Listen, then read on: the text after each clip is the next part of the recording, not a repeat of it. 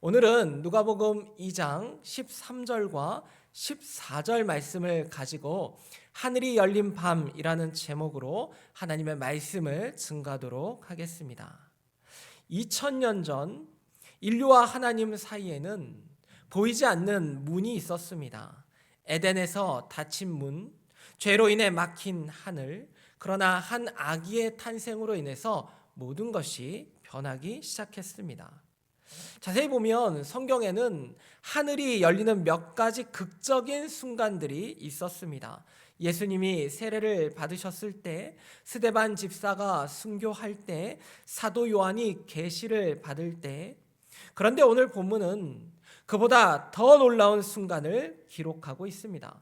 바로 예수님이 태어나신 그날 베들레헴 들판에서 마치 하늘이 활짝 열린 것 같은 아주 놀라운 일이 발생했습니다. 본문 13절을 보시면 호련히라는 단어가 있습니다. 호련히, 영어로 밑에 친절하게 써있죠. suddenly라고 되어 있는데 헬라어 원어를 이렇게 길게 풀어보면 아무런 예고 없이 갑자기 불쑥이라는 뜻이라고 합니다. 그러니까 그 밤은 굉장히 평범한 밤이었던 것입니다. 하나님의 선물 되신 예수님이 호련히 이 땅에 갑자기 오셨습니다. 하나님의 선물은 우리가 예상한 방식과 시간에 오지 않는 것 같습니다. 어쩌면 가장 평범한 순간에 양을 치던 목자들처럼 가장 자격 없어 보이는 이들이 야근을 할 때 하늘은 아무런 예고 없이 열렸습니다. 여러분 혹시 어렸을 때 크리스마스 선물 상자를 받아보신 적이 있습니까? 네. 이렇게 만지시고 이렇게 하시는데, 여러분 혹시 있다면, 그런 기억이 있다면 어떤 상자를 딱 받아가지고 그 안에 뭐가 들었는지 상자에 귀를 좀 대보고 막 이렇게 흔들어보고 냄새도 맡아보고, 사실 제가 그런 기억이 없습니다. 제가 이제 예화를 만들다 보니까 저는 사실 그런 기억이 없는데, 한 아이가 크리스마스 아침에 일어나서 트리 밑에 아주 커다란 상자를 발견했다고 합니다. 와, 이번엔 뭐지? 아마 해마다 그런 선물을 받았나 봐요. 아, 이번엔 뭐지? 막 상자를 열어보니까 그 안에 또 상자가 있는 거예요. 또 열었더니 또 상자가 있는 거예요. 또 열었더니 또 상자가 있는, 계속 여는 거예요. 그래서 이게 뭔가 했는데 마지막에 아주 작은 상자 안에 쪽지가 하나 있었습니다. 그래서 탁 펼쳐보니까 뒤를 봐. 그 뒤를 봤더니 아빠가 환하게 웃으면서 두 팔을 벌리고 서 있었다고 합니다. 이 아빠는 아이를 꽉 안아주면서 이렇게 말했다고 하죠. 메리 크리스마스. 아빠가 이번 성탄절에는 너랑 하루 종일 같이 놀려고 휴가를 냈어. 오늘 이 아빠는 온전히 네 거야. 별로 감동이 없으시죠? 네. 제가 원래는 어떻게 만들었었냐면, 아이가 선물을 딱 열었더니 220만 원짜리 2025년 신상 노트북이 있는 거예요. 아마 이렇게 했으면 여러분이 와 이렇게 하셨을 것 같은데, 뭐 100만 원짜리 킥보드가 나오고 그랬으면 우리는 아마 야, 그 아빠 대단한 선물을 줬다 그랬을 것입니다. 그런데 제가 가만히 생각해 보니까 결국 그렇게 예화를 만들면 결국은 물질적인 복에서 멈추는 것이기 때문에 저도 사실 참 부끄럽습니다. 그렇게 해본 적은 없습니다. 그런데 이런 따뜻한 예화를 만들어 봤습니다. 정말로 아이에게 좋은 건 무엇일까요? 사실 아이가 매달 뭐 몇백만 원짜리 노트북을 받는들 아버지가 함께 하지 않으면 그 휴가나 그 성탄절은 별 의미가 없을 것입니다. 그리고 아니면 이 아빠가 그냥 귀한 선물이지 그러면서 비싼 걸 주고 나는 이제 일하러 가야겠다. 그러면 이 아이에게 어떤 의미가 있을까요? 선물은 그냥 선물대로 아마 얼마 쓰다가 이제 실증이 나버릴 겁니다. 그러나 이 아빠가 함께 한다는 건 굉장한 추억을 만들어줄 수 있는 거죠. 하나님은 우리에게 어떤 물건을 달랑 던져주시고 야, 나는 내 할 일 다 했다 그렇게 하지 않으셨습니다. 독생자 예수 그리스도를 통해서 우리에게 호련히 다가오셨습니다. 언제나 하나님의 선물은 우리가 예상한 방식으로 예상한 시간에 예상한 장소에 오는 것이 아니라 호련히, suddenly, 갑자기 우리가 전혀 생각하지 못한 그런 순간에 찾아오는 것 같습니다. 다시 한번 말씀드리지만 목자들은 야근을 하고 있었습니다. 양들이 잠들어 있을 때 지키면서 어떤 이리와 도둑들을 막아내고 지루함을 달래면서 어쩌면 하늘의 별들을 세고 있었을지도 모르겠습니다. 오늘도 무사히 넘어가겠지, 그런 밤이었겠죠. 그런데 호련히 갑자기 하늘이 열렸습니다. 목자들은요, 종교적인 어떤 위치에 가진 사람들이 아니죠. 그런 종교적인 지도자가 아니었습니다. 제사장도 아니고 서기관도 아니고 바리새인도 아니었습니다. 그러면 당시 사회에서 낮은 계층에 속했던 이 목자들, 심지어 법정에서 이 목자들의 효력은 없었다고 하죠. 그런데 하나님은 하늘이 열린 것 같은 그 순간에 가장 먼저 이 목자들에게 놀라운 하나님의 선물을 보여주셨습니다. 이것이 오늘 본문이 우리에게 주는 첫 번째 메시지입니다. 호련히 갑자기 하나님의 선물 상자가 온다라는 것이죠. 살다 보면 우리는 언제 하나님이 그런 상자를 주실까, 주기는 하실까라고 생각할 수도 있습니다. 그러나 하나님은 전혀 다른 곳에서 진짜 선물을 가지고 서 계신다라는 거죠. 2000년 전 그날 밤 이 들판의 목자들에게 하셨던 것처럼 말이죠. 하나님의 은혜는 우리가 준비되었을 때가 아니라 하나님이 정하신 때에 오는 것입니다. 우리가 자격을 갖추었을 때가 아니라 하나님이 택하신 순간에 임하는 것입니다. 어떤 분은 가끔 그런 이야기를 하시는지도 모르겠습니다. 저는 그런 선물을 받은 적이 없어요. 저는요, 그런 선물을 받을 자격이나 있는지 모르겠습니다. 그러나 여러분 한번 생각해 보십시오. 이미 받은 선물이 있죠.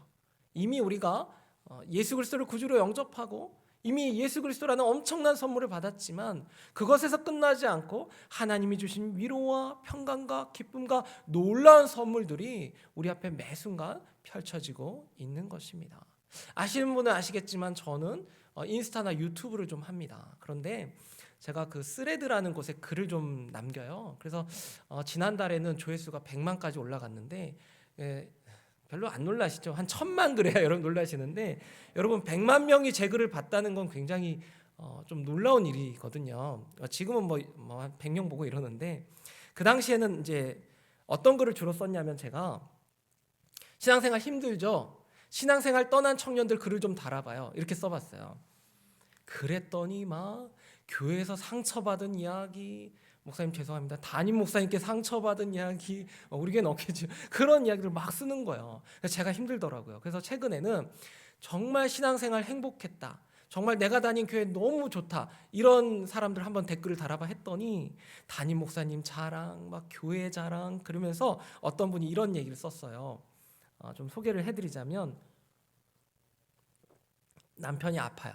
남편이 아파가지고 너무 힘들대요. 그리고 자녀가 둘인데 이제 혼자 막 키워야 되는데, 갑자기 문득 제 글을 읽고 뭐가 감사할까 생각을 해봤대요. 그러면서 그래도 남편이 살아있는 게 너무 감사하구나. 우리 자녀들이 참 아빠의 그 부재 가운데서도 학교 공부를 열심히 하고 그리고 좋은 성적을 가지고 오는 게 이것이 나에게 굉장한 위로구나, 선물이구나, 그런 고백을 썼어요. 그리고 어떤 분은 그냥 매일 아침 편의점에서 하나 툭 까서 먹는 그 배지밀이 굉장히 자기에게는 큰 감사의 제목이다, 이런 것들을 쓰더라고요.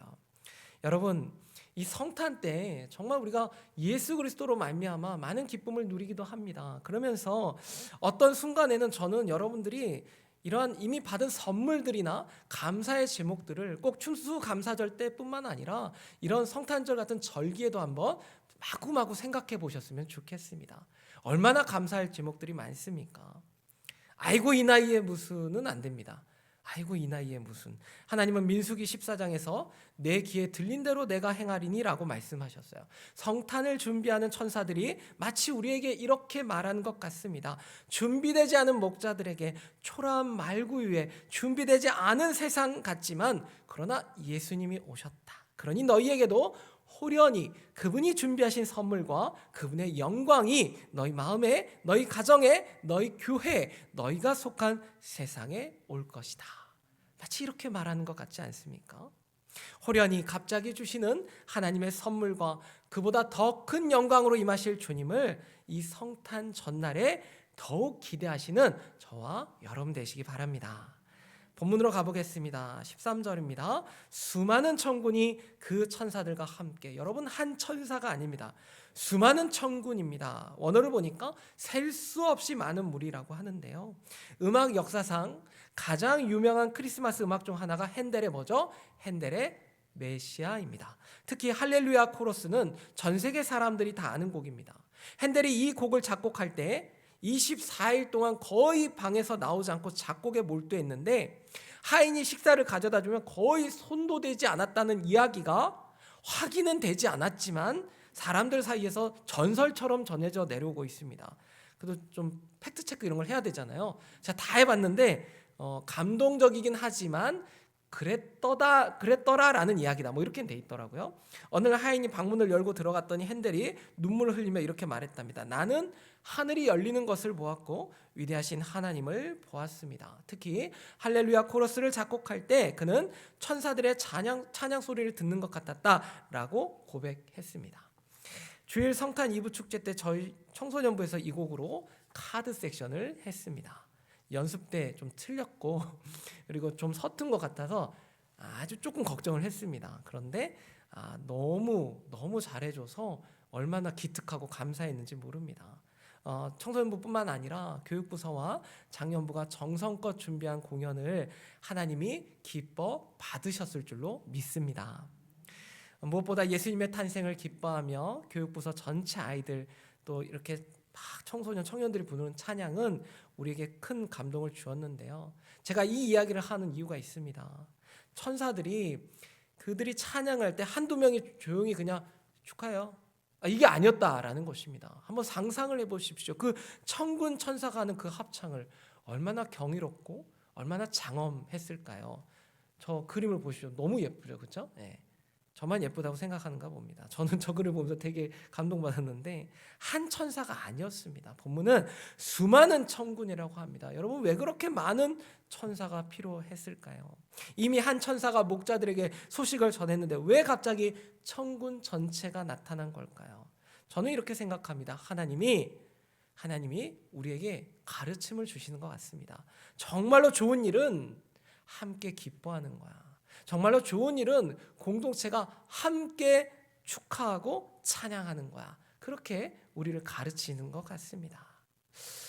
36.5도를 함께 나누다라는 제목으로 한 가정의 온기에 대해 배웠었는데요. 오늘 본문은 그것보다 더 큰 공동체를 보여줍니다. 바로 하늘의 공동체죠. 공동체라는 것이 무엇입니까? 기쁠 때 함께 즐거워하고 힘들 때 함께 힘을 모으는 게 공동체죠. 남극의 황제 펭귄들은 영하 40도의 혹독한 겨울을 어떻게 견딜까요? 안 궁금하신가요? 네, 제가 궁금해서 한번 박수를 한번 치셔야 하는데 그렇게는 안 하셔도 되고요. 남극의 한겨울이 굉장히 춥다고 합니다. 그래서 최대 88도까지 내려간다고 하죠. 평균 55도, 최대 영하 70도라고 말하기도 합니다만 이런 극한의 추위를 이겨내는 펭귄들의 지혜가 있습니다. 그것은 바로 허들링이라는 아주 놀라운 방법을 사용합니다. 수백 마리의 펭귄들이 빽빽하게 모여서 서로의 체온으로 온기를 나눕니다. 그러면 맨 바깥쪽에 있던 펭귄들이 일정 시간이 지나면 안쪽으로 들어오고 이제 따뜻하게 체온이 유지가 된 펭귄들은 바깥으로 나오는 겁니다. 혼자서는 절대 견딜 수 없는 추위를 함께 자꾸 모여서 돌아가며 온기를 나누면서 결국에는 모두가 살아남는 것이죠. 추위를 겪는 펭귄 한 마리를 따뜻하게 하려고 서로 도와주는 모습이 함께 추위를 이겨내는 가장 안전한 방법이었습니다. 천사들도 혼자 찬양하지 않았습니다. 함께 찬양했습니다. 그런 것을 보면 신앙생활은 정말로 솔로 플레이가 아니라 팀 플레이입니다.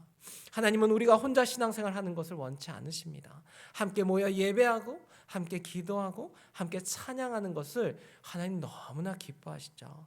성탄의 밤 하늘은 혼자가 아니었습니다. 수많은 천군이 함께 기뻐했습니다. 그리고 오늘 성탄을 준비하는 전날의 수요 예배, 이 자리도 혼자가 아닙니다. 여러분도 혼자가 아니죠. 황제 펭귄이 허들링으로 영하 40도의 추위를 이겨내듯 우리는 함께 모여서 예배하고 기도하며 세상의 추위를 이겨 나가는 것입니다.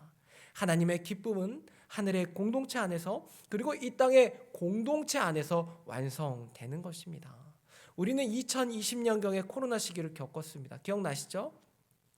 그때 저도 사역하던 교회에서 저 혼자 본당에 들어가서 토요일이면 부서 아이들에게 보낼 말씀을 혼자 찍었습니다. 혼자 이렇게 앉아가지고 얼마나 외롭던지요. 혼자는 누구나 외롭습니다. 물론 외로운 시기를 하나님과 단독으로 보내야 할 시기가 분명히 있습니다. 그러나 하나님은 많은 경우에 공동체가 함께 울고 함께 기뻐하기를 원하시죠.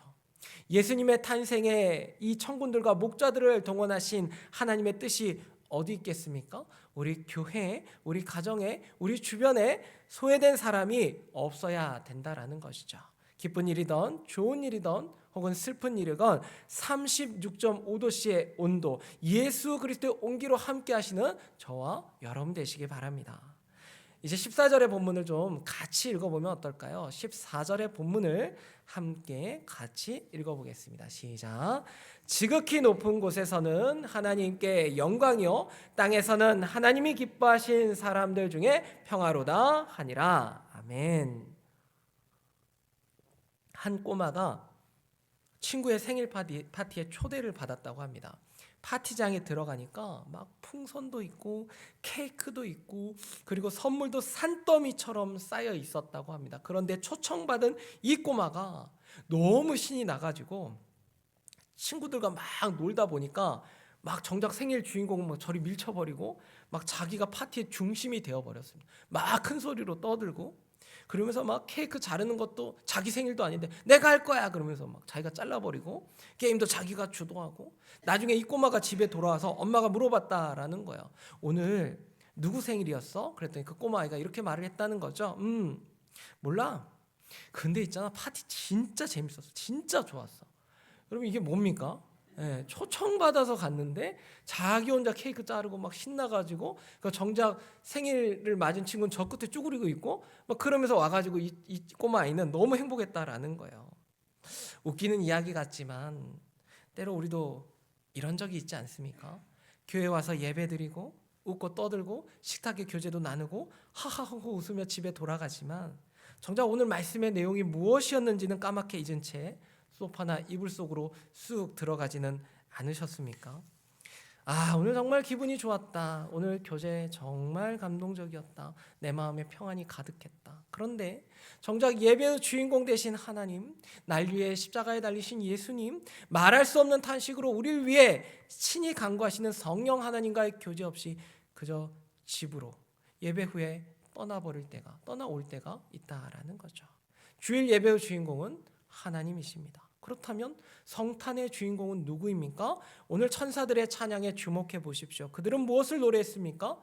와, 예쁜 아기가 태어났어. 이게 아니었죠? 하나님께 영광이었습니다. 하나님께 영광. 성탄절의 진짜 주인공은 누구십니까? 산타클로스도 아니고 케이크도 아니고 어떤 선물도 아니고 성탄의 주인공은 오직 한 분 하나님이십니다. 더 구체적으로 표현하자면 그 구원의 계획을 세우신 성부 하나님과 그 계획을 이루시기 위해 사람이 되신 성자 예수님이 바로 주인공이십니다. 오늘날 많은 사람들이 이 크리스마스를 아주 상업화 시켜버렸습니다. 크리스마스 축제가 각 도시마다 열리고 서울랜드 신세계 사이먼, 파주 프리미엄 아울렛 매지컬 프로즌 빌리지, 또 더 현대 서울 크리스마스 빌리지, 잠실 롯데월드 타워 월드파크에 화려한 장식으로 사람들을 지금 유혹하고 있습니다. 제가 이걸 쓸까 말까 고민했어요. 가실까봐 뭐 한 번씩 가셔도 괜찮지만 내일 가실까봐 내일은 예배드리러 오셔야 됩니다. 많은 사람들이 이제 그런 장소들을 이렇게 공유를 하지 않습니까? 그럼 이제 연인들이 많이 가기도 하는데요.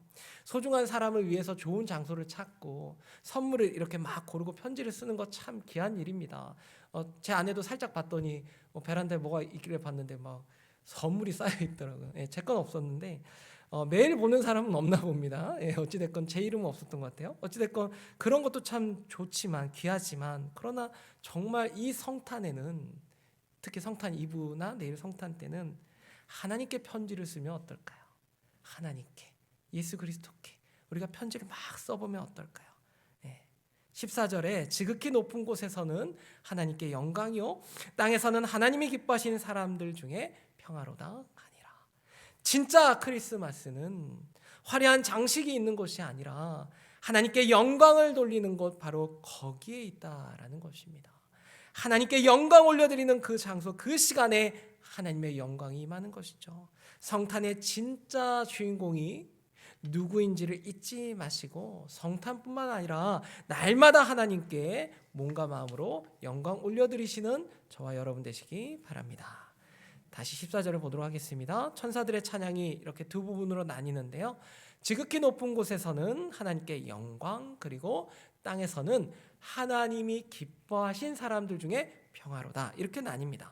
하늘에서는 영광, 하나님께 영광이죠. 땅에서는 평화. 여러분, 이 땅에서는 평화, 이 말씀들 우린 참 많이 보았거든요. 하나님께 영광, 땅에서는 평화. 구약의 야곱을 기억하시죠? 형 에서를 속이고 도망가던 그가 어느 날 밤 돌베개를 베고 잠이 들었습니다. 그런데 꿈에 놀라운 광경을 보게 되죠. 땅에서 하늘까지 닿은 사다리가 있고 하나님의 사자들이 그 사다리를 오르락 내리락 하는 거예요. 잠에서 깬 야곱이 뭐라고 합니까? 이것은 다름 아닌 하나님의 집이요 이는 하늘의 문이로다. 창세기 28장 17절에 이런 고백을 하는데요. 그런데 여러분, 야곱의 사다리는 꿈이었고 상징성을 가졌지만 예수님은 진짜입니다. 예수님이야말로 하늘과 땅을 연결하신 진짜 사다리요 진짜 다리이십니다. 그 전까지 하늘과 땅은 분리되어 있었습니다. 아담과 하와가 죄를 지은 이후로 에덴 동산 문은 굳게 닫혔고 그룹이 동산을 지켰으며 불칼이 사방으로 돌았습니다. 하늘과 땅 사이에는 거대한 장벽이 세워졌고 이후에 인간들은 계속해서 죄를 짓고 하나님과 담을 쌓아 나갔지만 하나님이 친히 그 장벽을 무너뜨리시기 위해 하늘을 여셨습니다. 열린 하늘로 천사들이 내려왔으며 무엇보다도 하나님의 아들이 사람이 되어 이 땅에 오셨습니다. 평화라는 단어를 잠깐 생각해 볼까요? 이것은 단순히 전쟁이 없는 상태만을 의미하지는 않습니다. 히브리어 샬롬의 번역인 이 단어는 완전한 회복과 화목을 의미하는 것입니다. 다시 말해서 진정한 평화는 하나님과 인간 사이에 막힌 담이 무너질 때, 예수 그리스도로 무너질 때, 그때 온전한 회복과 평화와 화목이 일어나는 것이죠. 우리는 지난 3주차에 영원한 온도가 되시는 36.5도씨의 온기를 유지하시는 예수 그리스도를 보게 되었습니다. 예수님이 이 땅에 오심으로 하나님과 우리 사이의 관계가 회복되어 평화가 찾아왔고 그 평화는 영원히 계속됩니다. 사실 이 평화와 평강을 누리게 된 건 오늘이 처음이 아니었습니다. 성탄은 계속해서 이 땅에서, 또 성탄 이브도 계속해서 반복되며 기념되겠지만 우리는 이미 오신 예수님을 통해서 하나님 나라에 들어갈 초청장을 받았습니다. 그리고 예수 그리스도를 구주로 영접하고 우리 안에 평안이 임하게 된 것이죠. 옛날 어느 마을에 우편 배달부가 살았습니다. 어느 날 그가 한 통의 편지를 받았는데 받는 사람 주소가 좀 특이했습니다. 이 마을에서 가장 가난한 사람에게 라고 써 있었습니다. 그래서 배달부가 고민을 했죠. 우리 마을에 누가 가장 가난한 사람이지? 이 집 저 집 돌아다니다가 결국 가장 낡은 집 문 앞에 편지를 놓고 갔습니다. 그런데 그 다음날 그 집 주인이 배달부를 이 편지를 가지고 찾아왔습니다. 이거 제 편지 아닌 것 같은데요. 저보다 더 가난한 사람들이 많아요. 배달부가 다시 고민하다가 다른 집 앞에 놓고 갔습니다. 그런데 또 돌아왔습니다. 이것도 제 편지 아닌 것 같아요. 결국 배달부는 자기가 직접 편지를 찢어서 뜯어봤습니다. 그 안에는 이렇게 씌워져 있었다고 하죠. 이 편지를 읽는 사람, 당신이 바로 내가 찾던 사람입니다. 안에 선물이 들어있으니 받으세요. 그렇게 적혀 있었다라는 것입니다. 하나님의 초대장은 가장 훌륭한 사람, 가장 자격 있는 사람이 아니라 이 편지를 읽는 사람, 바로 저와 여러분에게 온 것입니다. 하나님이 우리를 예수 그리스도라는 초청장으로 초대하셨고 우리는 그 초대에 응답했기 때문에 하나님이 만들어주신 이 아름다운 교회 공동체 안으로 들어와 신앙생활을 할 수 있게 된 것입니다. 여러분, 혹시 여러분 가운데 60년 전에 하나님의 초대를 받으신 분 계십니까? 네, 저도 한번 생각해 보니까 짧지 않더라고요. 네, 아주 오래 전에 초대를 받았는데 하나님은 이미 우리에게 예수 그리스도라는 초청장을 건네셨고 수고하고 무거운 짐을 진 우리는 죄와 사망의 법에 매였다가 이제 예수 그리스도 안에서 참된 자유함을 누리게 되었습니다. 그것은 하나님께는 준비된 초청이었고 우리 인생들에게는 너무나 갑작스러운 초청이었습니다. 요즘 신앙생활하는 게 어떠십니까? 행복하십니까? 기쁘십니까? 예수 그리스도 안에서 여러분 참된 자유함을 누리고 계십니까? 하늘이 뻥 뚫리고 하늘에서는 천군이, 이 땅에서는 목자들의 합창이 울려 퍼지는 그 성탄의 현장으로 다시 부름받은 여러분의 상한 마음을 하나님은 다 알고 계십니다. 열심히 헌신했지만 때로는 마음의 공허함으로 힘들어하는 여러분의 지친 마음도 하나님은 다 알고 계십니다. 어떤 마음으로 이 자리에 오셨든지 하나님은 수고하고 무거운 짐진 우리 어깨에 놓인 모든 짐을 내려놓고 예수님과 함께 멍에를 매며 즐겁고 감사한 마음으로 다시 신앙생활을 힘차게 하기를 원하십니다. 2000년 전 목자들이 예상치 못하게 하늘이 열리는 것을 보았듯이 어쩌면 오늘 이 자리에 계신 여러분 가운데 누군가는 예상치 못한 하나님의 음성을 말씀 가운데 누릴 수도 있는 것입니다. 2000년 전 열렸던 하늘이 오늘 우리에게도 열려 있습니다. 닫혀있던 마음의 문이 열리고 보이지 않던 하나님의 사랑이 보이며 들리지 않던 천사들의 찬양이 다시 새롭게 들리는 성탄을 호련히 내일 맞이하게 되시는 저와 여러분 되시길 바랍니다. 네, 시간이 좀 있어서 준비했어요. 너무 짧게 빨리 끝나면 안 되겠다 싶어가지고 하늘이 열린 밤에 4가지 메시지를 정리하고 마치도록 하겠습니다. 호련이라는 단어를 기억해 주시기 바랍니다. 하나님의 때는 우리의 예상을 넘어서서 오는 것입니다. 수많은 천군과 함께 그날 하늘의 공동체가 기뻐했다는 것을 기억하십시오. 또한 하나님께 영광을 올려드렸습니다. 그만큼 모든 찬양의 중심은 하나님인 것입니다. 또한 땅에서는 엄청난 평화의 기쁨에 또 이 노래가 울려 퍼졌는데 하늘의 축복이 땅으로 내려왔습니다. 야곱이 보았던 그 사다리처럼 예수님이 친히 우리와 하나님과의 관계를 이어주기 위해서 이 땅으로 내려오셨습니다. 예수님이 이 땅에 오셔서 우리와 하나님과의 관계가 회복되었습니다. 이제 이 모든 사실이 기록된 하나님의 초청장이 우리 앞에 놓여 있고 이 초청장은 어떤 자격이 있거나 준비된 사람이 아니라 이 말씀을 읽고 있는 하나님이 기뻐하시는 사람들을 위해 우리 앞에 놓여 있는 것이죠. 지금 여러분의 하늘은 어떻습니까? 많은 사람의 기쁜 웃음소리가 끊이지 않는 성탄 주간을 보내면서 닫혀있던 마음의 문이 열리고 보이지 않던 하나님의 사랑이 보이며 들리지 않던 천사들의 찬양이 들리는 그런 놀라운 날을 남은 시간들마다 특별히 내일 성탄절 예배 가운데 또한 우리의 삶 가운데 경험하게 되시길 주님의 이름으로 축복합니다.